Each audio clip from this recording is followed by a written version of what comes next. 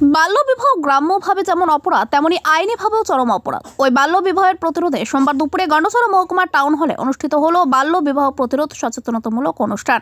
উপস্থিত ছিলেন মহকুমা শাসক চন্দ্রজয় রিয়াং, উদ্বোধক হিসেবে উপস্থিত ছিলেন বিধায়িকা নন্দিতা রিয়াং দেববর্মা, উপস্থিত ছিলেন ধলাই জেলার চাইল্ড হেল্পলাইন এবং বালিকা মঞ্চের সেবক সেবিকারা। সহযোগিতায় ছিলেন গন্ডাছড়া মহকুমা প্রশাসনের ডিসিএম ওমকার দেব। অনুষ্ঠানের শুরুতে চারা গাছা জল দিয়ে গোটা অনুষ্ঠানের শুভ সূচনা করেন বিধায়িকা নন্দিতা রিয়াং দেববর্মা। স্বাগত ভাষণ রাখেন এসডিএম চন্দ্রজয় রিয়াং। অনুষ্ঠানে বিস্তারিত আলোচনা করেন বিধায়িকা সহ অন্যান্য বক্তারা। সোমবারের উক্ত অনুষ্ঠানে সকলের মন জয় করে নিয়েছেন কবিতা আবৃত্তির মাধ্যমে ছোট্ট শিশু অনিমিতা দাস। ছাত্রীগণকে আমরা বলার পরেও যদি আমাদের অভিভাবকরা এই চাইল্ড ম্যারেজ যে যদি অ্যাওয়ারনেস না থাকে তাহলে আমরা কিছু করতে পারবে না। তাই নাকি যারা যারা গার্জিয়ান রয়েছে আপনারা কি বলতে পারবেন যে আমাদের উভয় পক্ষে আমরা যারা এই অ্যাওয়ারনেস প্রোগ্রামটা উভয় পক্ষে আমাদের গার্জিয়ান সহ এখানে যদি থাকে তাহলে আরো ভালো হতো। এখানে অনেকটা স্কুল থেকে ছাত্রীরা উপস্থিত আছেন। আমি যা মনে করি তোমরা আজকে অনেক ছোট, হয়তো বা আপনারা বুঝতে পারবে না, কিন্তু আমরা আমাদের বর্তমান সরকার বেটি বাঁচাও বেটি পড়াও এটা খুব বিশ্বাসী।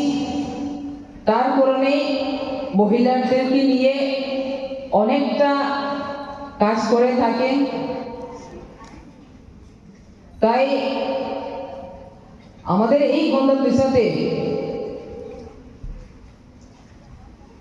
বিশেষ করে আমরা যারা গ্রামাঞ্চলে থাকে, আপনারা হয়তো গত বছরের কিছুটা আপনারা মনে আসেনি জানি না, আমি একটু মনে করে দিতে চাই। আমাদের এই ডুম্বনগর আরটি ব্লকের আন্ডারে সাব ডিভিশনে গন্ডাছড়া সাব ডিভিশনের আন্ডারে অনেকটা ঘটনা ঘটে যায় আমাদের চাইল্ড এর জন্য। গত বছর একটা ঘটনা হয়েছে আমাদের উত্তর গন্ডাছড়াতে, যে একজন মা তার বাচ্চাকে উপযুক্তভাবে লালন পালন করার জন্য তার অসহায় একটা বুক করেছে। তার জন্য আমরা সোশ্যাল মিডিয়াতে দেখলাম যে তার বাচ্চাকে বিক্রি করেছে বলে। কিন্তু এই ঘটনার মধ্যে আমাদের কিছু না কিছু আমাদের মধ্যেও আমাদের কিছু না কিছু একটা দোষ আছে আমি মনে করি। আমরা কিন্তু এটার অংশীদার, কারণ সরকার কিন্তু অনেকটা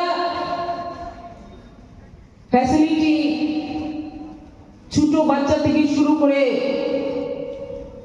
বয়স্ক বাচ্চা পর্যন্ত অনেকটা ফ্যাসিলিটি করেছে, কিন্তু সেই উপযুক্ত অধিকার তা আমরা তাদের কাছে আমরা পৌঁছাতে পারিনি। তার কারণে এইসব ঘটনা না হওয়াটা কিন্তু হয়ে গেছে আমাদের এখানে। আমি এটাই বলতে চাই, আজকে আপনাদেরকে যাদেরকে এখানে ডাকা হয়েছে, আপনার ঘরের পাশে হইতে বা কোনো অসুবিধা হইতাছে, কিন্তু আমাদের দায়িত্ব, সবার দায়িত্ব, শুধু আমরা যারা এখানে প্রশাসনিকভাবে যারা থাকে শুধু আমরা দায়িত্ব না এটা।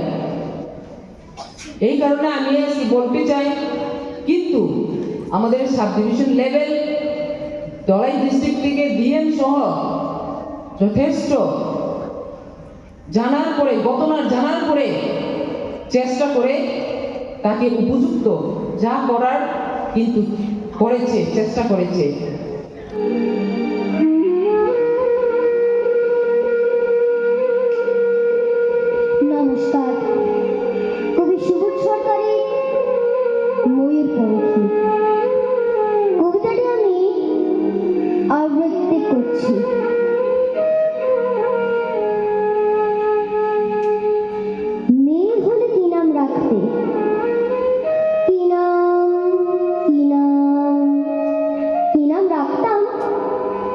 ময়ূরপঙ্খী। কম করে 19 জন কবি, লেখক, অধ্যাপক বলেছে, বুঝলে, এক ছেলে ছেলে নয়, তোমার একটা মেয়ে দরকার। ছেলে খারাপ হলে বিপদ, ছেলে ভালো হলেও বিপদ। খারাপ হলে সারা পাড়া অভিশাপ দেবে, ভালো হলে আমেরিকা কেড়ে নেবে। মেয়ে হলে নাম রাখতাম ময়ূরপঙ্খী। ভুল বললাম, বলতে হবে নাম রাখবো ময়ূরপঙ্খী। ছোট্ট ছোট্ট পা, ছোট্ট ছোট্ট হাত, টলমল করে এগিয়ে আসছে সে আমার দিকে। ময়ূর, মা তুই আমাকে ভালোবাসবি তো? ছেড়ে যাবি না তো? অ্যাপ্লাই করেছো? জিজ্ঞেস করলো সমস্যার 3 জন। আমি বললাম দেখেও এসেছি, যে কোনোদিন ঘুম থেকে টেলিফোন এলে ছুটে গিয়ে তুলে আনবো ময়ূরপঙ্খীকে, চুমোয় চুমোয় তাকে ভরিয়ে তুলবো। সে তার 4 বছরের দাদা রুরুবাবুর সঙ্গে কাদা হয়ে ঘুমিয়ে থাকবে। অ্যাপ্লাই করেছো? মাত্র 2টো শব্দ, 2টো ধ্বনি, এত তীক্ষ্ণ কখনো লাগেনি। রাত্রে ঘুমের মধ্যে বহুদূর থেকে প্রতিধ্বনি এসে জিজ্ঞেস করলো, অ্যাপ্লাই করেছো? আমার জন্য তুমি অ্যাপ্লাই করেছো? হাওড়া, শিয়ালদা, চৌরঙ্গি, কালীঘাট, শোভাবাজার ফুটপাত থেকে ছোট্ট ছোট্ট কুচি হাত, হাজার হাজার হাত উঠে এলো ঘুমের ভিতর। আমার জন্য তুমি অ্যাপ্লাই করেছো? বাকি রাত উঠে বসে থাকে